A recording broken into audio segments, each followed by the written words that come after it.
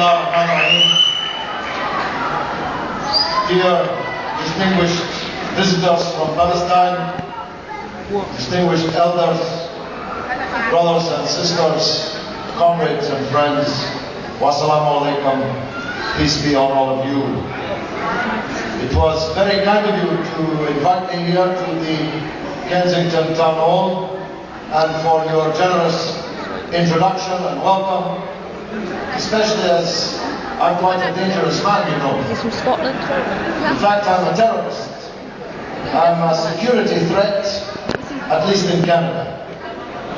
Not in the Kensington Town Hall, not in the Houses of Parliament in Westminster, He does actually. not in the United States of America, where I've just toured for almost 3 weeks, It is him. speaking in cities north, south, east and west of the country, not in the United Nations, in whose building in New York I spoke, Oh, right. but according to the dead-end, last-ditch, last-chance George Bush government in Ottawa, I'm a terrorist and not to be admitted to their country.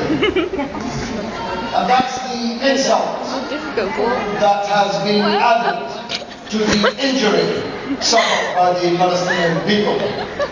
A people which has lost its country, whose country has been wiped off the map, and whose people have been scattered to the four winds, as you are all testament to. A people who has been hunted from pillar to post, who has been corralled into refugee camps, some of them for 60 years, generation after generation. On top of this very considerable injury, one of the greatest injuries of the 20th century, the insult has been added that you, who are the victims of terrorism, are in fact the terrorists yourselves. And this bankruptcy of language is what we must challenge.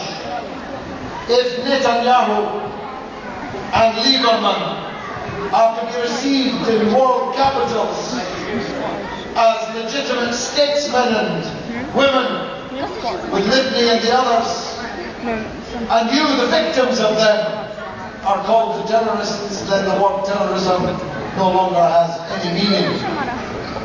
Because what is the basis for Canada describing me as a terrorist? Because I delivered 110 British vehicles, 350 British citizens, and £1.4 million worth of aid to hungry, suffering people in Gaza.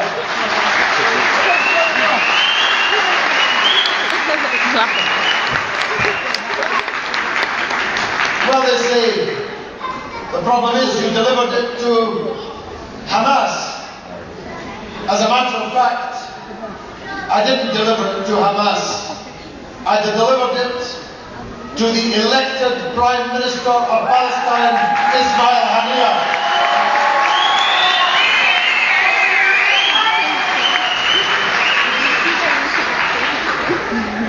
And I would do it again tomorrow if I got the chance. And I'm going to do it again on the 4th of July. On the 4th of July,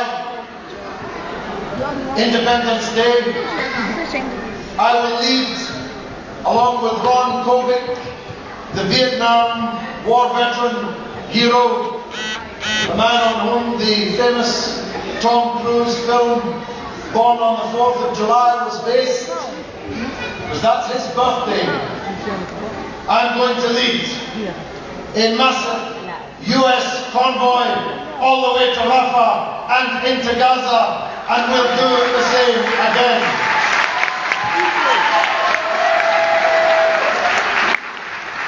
And after that, I'm going to Venezuela, and I'm going to lead a convoy from Venezuela with the blessing of President Hugo Chavez all the way to Rafah and Gaza. In fact, I give them fair warning now to all those whom it may concern. You're going to be fed up looking at me at Rafah, because I'm going to lead convoys every month that I can to break the siege on Gaza. once and for all.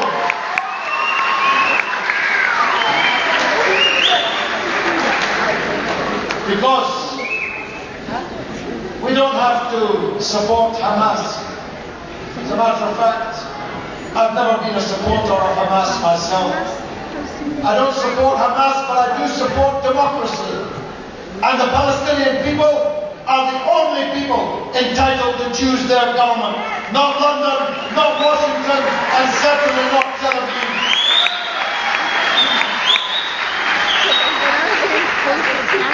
Dear brothers and sisters, allow me to tell you,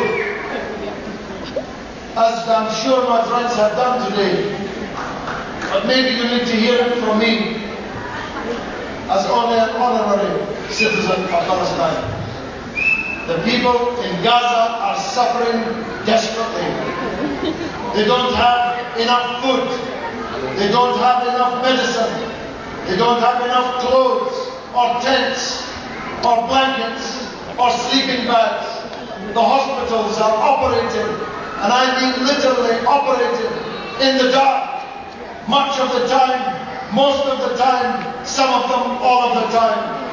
Doctors are exhausted, can work no more, are seeing double vision.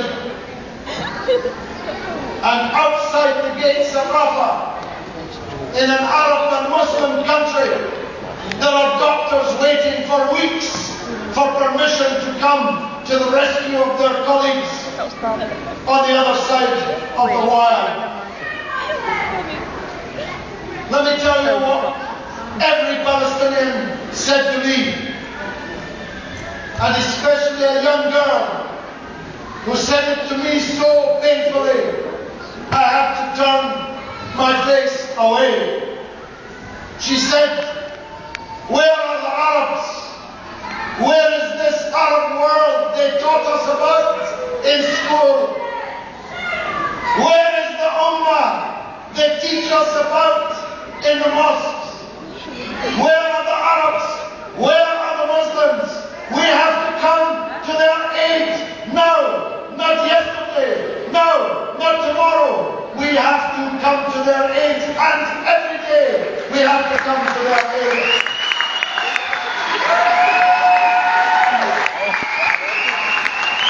Unless, of course, we want to walk by on the other side of the road. This is Easter. Jesus of Nazareth talked about the Good Samaritan. He talked about all those who saw suffering and walked by on the other side of the road.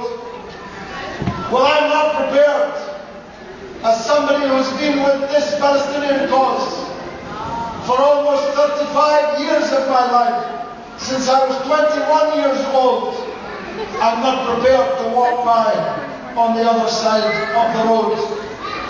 And if Gordon Brown and the British government and the Charity Commission and the British Parliament and the newspapers and Sky News don't like it, well, I don't care a damn what they think. We are not the terrorists. We are the people who are fighting to bring justice to the victims of terrorism. I say one more thing before I go. The Charity Commission has frozen all our money, every penny of our money, under suspicion, I presume, that we have been giving aid to terrorists. As a matter of fact, we haven't given any aid at all, because they froze our bank account before we could give a penny. So they won't get very far with that one. But outside, I have one remaining means of raising funds. I'm selling the Viva Palestina album, a wonderful collection of songs for Palestine, and I'm signing them personally, autographing them personally.